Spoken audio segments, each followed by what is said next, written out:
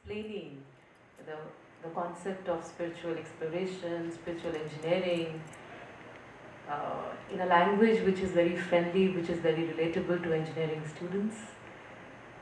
They can understand it through their coded understanding of antiviruses and programs and softwares and whatnot.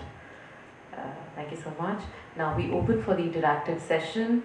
I request each one of you to come up with more and more inquiry, questions, anything you want to talk about with regards to today's talk. Shri Mohanty ji is around. Please use the opportunity.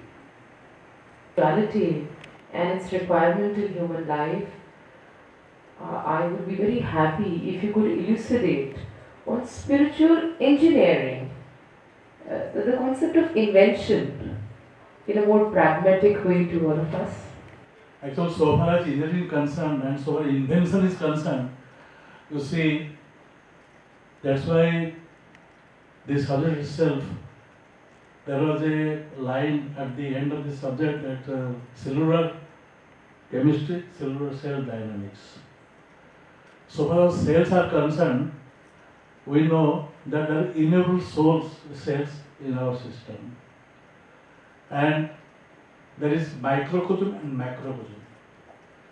Whatever is there in the universe is there in a single human being. Whatever is there in a single human being, every one of its cells represents that also. So the cells are so powerful and so dynamic and changing always, renewing itself always.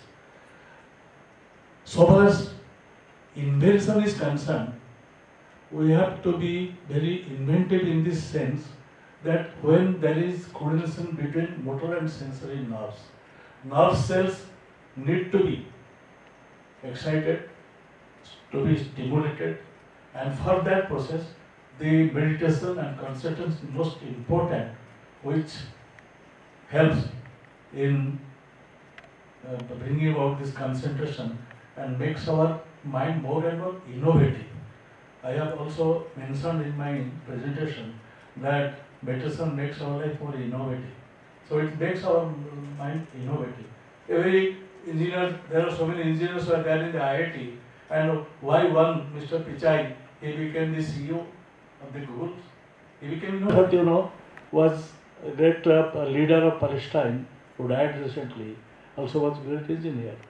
So far as innovative is concerned, it is the action between our motor and sensory coordination should be there. And so far as the cell is concerned, by repeating this mantra and following the process of meditation concentration, that a sort of heat is created. By intensive meditation, there is heat is created. When there is heat, something which becomes hot, it expands. When these cells, particularly our nerve cells, when they are hot, insofar as the innovative process is concerned. Thank you. Jay Mohanty has added.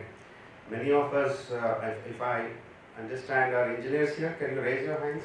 How many understand what comes from this lecture? Can somebody tell me what is engineering? Common people. A whole process. Okay, a systematic approach to complete a process, do a process, right? Okay, anybody else? Any other definition? Let us sum up these three definitions. Yes, you have. Take cue from a common man who has given the definition for engineering. Taking cue from it, I am going to define you what is engineering. Engineers touch every part of the society. Without engineering, you cannot achieve the feats that we have achieved today. Basically, what we do is we harness the power of the nature, which we call it as energy. What is that we are going to look at? We have energy all around. Forms of energy are also there for us. And what is the second commodity that we are looking at? Harnessing energy efficiently. This is one thing that we are looking at. And two, doing it in no time, making it happen within no time. So there are two attributes which are limited commodities for us. One is time, the other one is energy. So if you can conserve these two things and do whatever best we can do, this is all about engineering. You can apply it to social systems, you can apply it to your biological system, you can apply it to your mechanical system. Any systems, in any system we need to conserve energies. Today you have spent 1 hour. What we need to look at is, did this 1 hour be fruitful to us? Have you achieved something in it? Can I use the same 1 hour and try, improve and learn much more than what I can learn in a classroom of when I spend my time of 1 hour? So conserving your energies, efficiently doing it. Now, when we define something in an engineering definition, we say the conversion efficiency is this much. So that makes it, one energy when converted to some other form has some loss. You know the amount of loss that we have in any system? What is the maximum efficiency, conversion efficiency? Can somebody give me some number? What is the maximum conversion efficiency? Yes. Be innovative much more in order to ensure that we reach an efficiency of, conversion efficiency of 100%. Which is the most complex system on earth? Any answers? Which is the most complex system on earth? Yes. You know the energy efficiency of it? How much efficient it is? Let's take an uses 1 liter of petrol and gives you, let's say, 80 kilometers distance travel. How about a human being? Give him equivalent of 1 liter of energy. How far can he travel? Any guess? Asking you, let's put an equivalent, just try and understand how many kilometers can a human being travel with the same energy? We're talking about 1,000 kilometers. Any guess on that? It can be point, he said, sky is the limit, whatever you dream you can achieve. Who is restricting this? We ourselves are restricting our efficiency. Goes down because we want to or we don't want to. It depends on us. So, your priorities have to be very clear. Your journey, you should know that this is the timing I have got and I will have to come out productively with the maximum output that I want to derive from this whole exercise of human life. Artist thing So it's either of following a spiritual path is finding a guru, and especially in these times where there's a lot of fraud going out in the name of religion and spirituality. How do you find the right guru? Of course, it is a difficult choice to find out the right kind of guru. But if there is sincere urge in a human being to find out the proper and right kind of guru, definitely gurus are there to help, come forward and cooperate with him.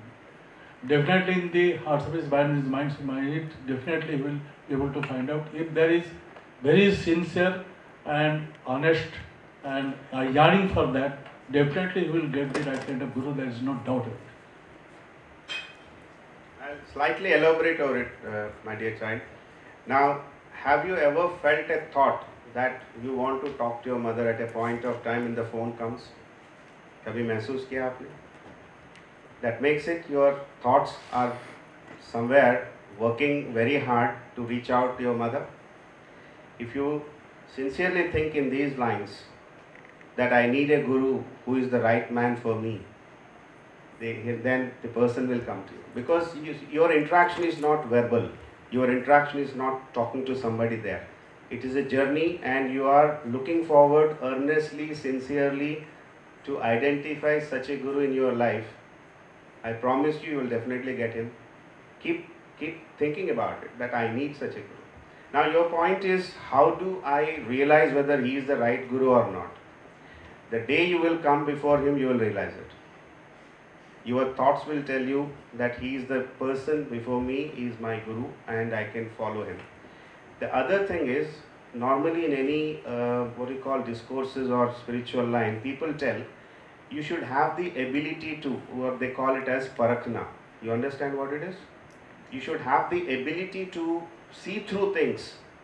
Like for example, you interact with many people, at times you feel the vibes are so negative that you don't want to talk to the person. It happens. So you are the best judge there again, whether you get a positive vibe from the environment where you are standing or it is very negative, very offensive. You yourselves will realize. You don't need anybody to guide your child. You yourselves will realize someday that he is the guru. You'll get him. Means there is a past, now it is present, and then there is a future. All Indian religion basically believed in this philosophy. And all the religions which are originated outside India, be it Christianity, be it Islam, they doesn't believe in that. They think this is one life. Why it is so? Why it is that the religions which are originated in this India, basically, they believe in that philosophy, while those which are originated outside India, they don't believe in that philosophy. Is it that Christ does not know that which Buddha knows, or it was Pagambar Muhammad knows, which Mahavir knows, they doesn't know? Why this such a big contrast? Concerned, so far as Christianity is concerned, particularly you have asked about Christianity. You know, when Jesus was crucified, it was supposed that he died on the cross itself. And before his crucifixion, he invited all of the devotees for a dinner that is known as Last Supper. And there, one of them asked him, Lord, you tell us when you are going to come again. Jesus said, when there will be pestilences, when there will be starvations, when brothers shall betray brother to death, when there will be famines, when there will be war, kingdoms war, the Son of God will rise in the east. Just like the sun rises in the east and goes into the west, similarly, the Son of God will rise in the east and come back. That's why there is a hints in the Bible also about his second coming. That itself shows that he believes in the next one. Thank you. You are at liberty to practice spirituality. God is something very much abstract to us. Actually, God always reincarnates himself in the form of spiritual guide, that is gurus. Gurus are the living flame of such truth. One Benjamin Walker, in his book, The Hindu World, he has said, important truths of light do not come through the teachings of books or by independent intellectual contemplations, but are the results of inherited wisdom handed down to the teachers, and gurus are the living flame of his truth, who can only charge the only wick of the disciple dipped in the oil of devotion. So, one can practice spirituality without believing in God, but for him, it is a must to have a spiritual guide. Let him not God, but he is the spiritual guide. Satisfied? I guess there's another question. Spirituality is the process which brings about intuition, which develops our intuition. And so far as cells are concerned, actually, when we meditate, when we concentrate intensively, a sort of intercellular combustion takes place inside our system, and which enables to excite our nerve system. The nerve cells are excited. When the nerve cells are excited, we then have this kind of perception, intuition, all these things. That's what I believe. Metals, semiconductors, insulators. I'll take an example of semiconductors. Now, we talk about valence band, connection band, right? There are two levels at which the electrons move. Either they settle down in the core, settling down in the valence level, and then raise in energy, get excited, go into the conduction levels. What do you do if you are much more energized, you give more energy to it? Where will you go? Where is the electron going? It is becoming a free electron. Meditation. And second question is, how can we practice the meditation? The Sanskrit equivalent of meditation is dhyan. Dhyan means punah chintan karna. Anything you are thinking repeatedly becomes a part of your meditation. Suppose you are sitting here but you are thinking of somebody who is not keeping well at your family. I can say that your dhyan is not here, your dhyan is there. So something which you are repeatedly thinking, that is ordinarily, in the ordinary sense of the term, is dhyan. And the English term of dhyan is meditation. Small example, just to clarify the child's problem. As a child, we were very fascinated with the red ball. Were you? You were intensely wanting to buy such a ball because my friend has got that kind of a ball. So what we are doing is we are intensely thinking about something, an object. See here, when he says an object, it could be a physical object or an imaginary object that you are thinking about. You can talk about God, you can talk about a ball also. So my intensity to get the ball will make it a reality. Suddenly your father brings a red ball for you, the one you are imagining, you get it. And you forget it after a certain time because that makes no sense for you, because it's a physical object. Suddenly you come to class 6, you are fanciful now, you want a mobile. You are looking for the best of the best mobile available in the market which the friend doesn't have. Now you are focusing onto that material world, that this is the object of my interest, I should get it. You will definitely get it. It may take time, it depends on how intensely you are thinking about that. Particle also, you are a wave theory says that your energy also. When we are energies, we are bundle of energies, naturally the energies will expand.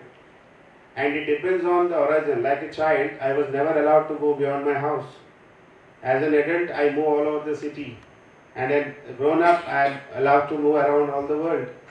So now you are trying to expand yourselves.